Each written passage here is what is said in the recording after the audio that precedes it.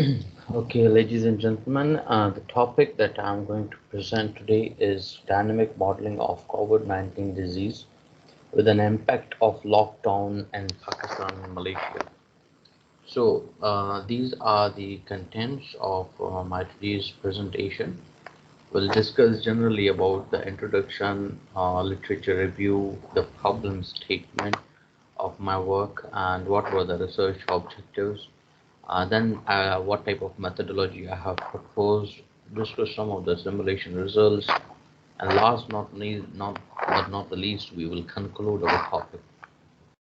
So this is the outbreak of COVID-19 around the globe. It happened somewhere in January or February 2020, and we all have witnessed what type of damage it has given to entire globe.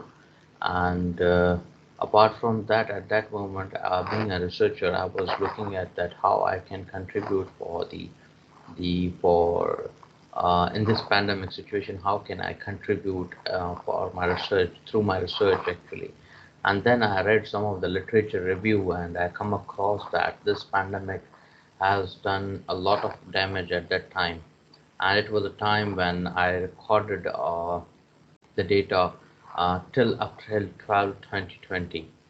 It was because due to one reason, one common reason, that was like the dynamics of both countries, Malaysia and Pakistan, was similar in terms of COVID-19. Both faced the same situation, like both have the same case on same day, and they have imposed lockdown on same day, though their population is different. But yeah, the conditions were quite similar in the start, in the beginning, till 12th April 2020. And that is the reason that I picked two of the countries, because I belong to Pakistan, and currently I'm pursuing my PhD at Malaysia. So this was the intention to take two countries together and model their figures.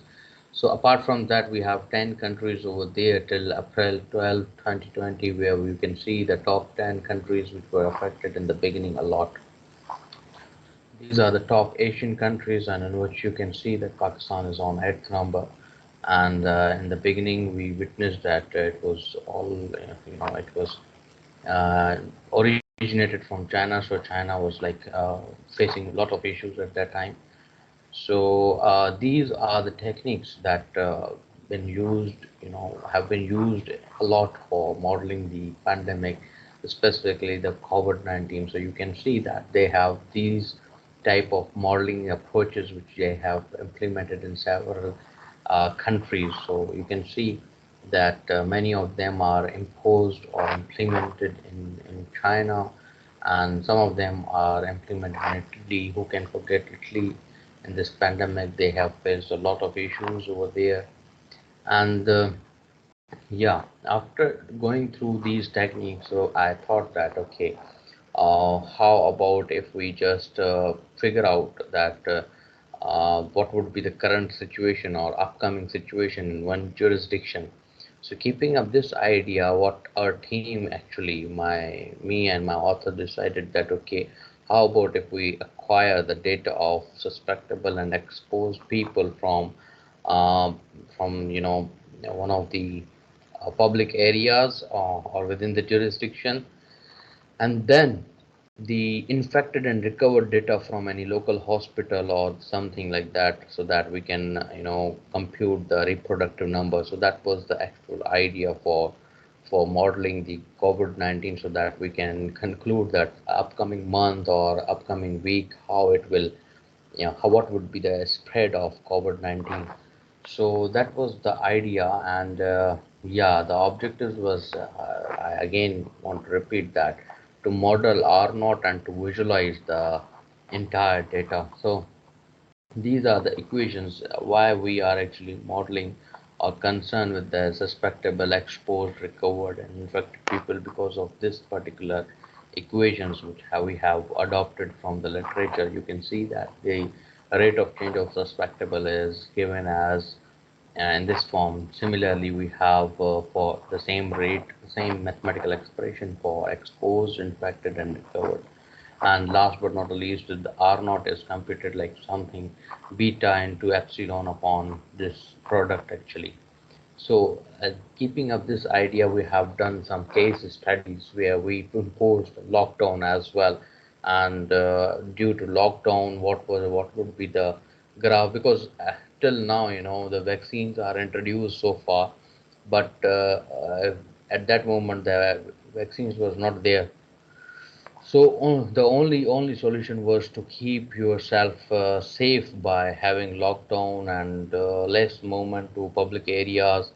So we have actually modeled this thing because this was because of two conditions. Number one is to just play around with the MATLAB and to do something simulated, and the second thing is to show the effectiveness of lockdown in real. So that was the reason that we have done the case study. You can see the parameters beta before day 22 is 0.75 per day, and at that time the R naught was 2.6. But after day 22, the lockdown is actually in decreased, that is zero point 0.6, and the curve illustrates beta zero point 0.2 per day. So this is how we actually go for the things. Similarly, these are the results when we extend the period with the maximum peak. You can see the R naught is 2.08 over here, and then R naught is 0.7. This is because of the number of days actually which we have actually, and then we have beta equals to zero point 0.2 day. This value shows the lockdown actually. And if we conclude, our entire topic was to give an idea to a science, technology, engineering, and mathematics student that yes, you can model any mathematical, not only any mathematical, but you can model any physical system into a MATLAB with their constraints and with their limitations, and to check that how you will get the outcome in upcoming months. So if you have a data like data prediction and data visualization, so we have done the similar work over here to show our audience and to show our these students or the people who are belonging to science, technology, engineering, and mathematics disciplines that okay, you can still contribute in this way. There are a number of models that have been produced for COVID-19, but still there are uh, some limitations in those algorithms. So our motive was to just to play around and see that okay, what type of model is providing the realistic figures. So this is all about I have done for my work this particularly, and I have acquired the data from Malaysia and Pakistan till April 12 so that I can propose the modeling of both countries in a good way. So the paper does not comment about the recovery rate, which is very important parameter. But yeah, we are actually thinking of this thing, and it is actually uh, directly or indirectly, you can say that it's coupled with the lockdown actually. So this is all from my side. These are the references. Now I open the floor for question and answers, and thank you so much for listening my presentation with patience. Thank you.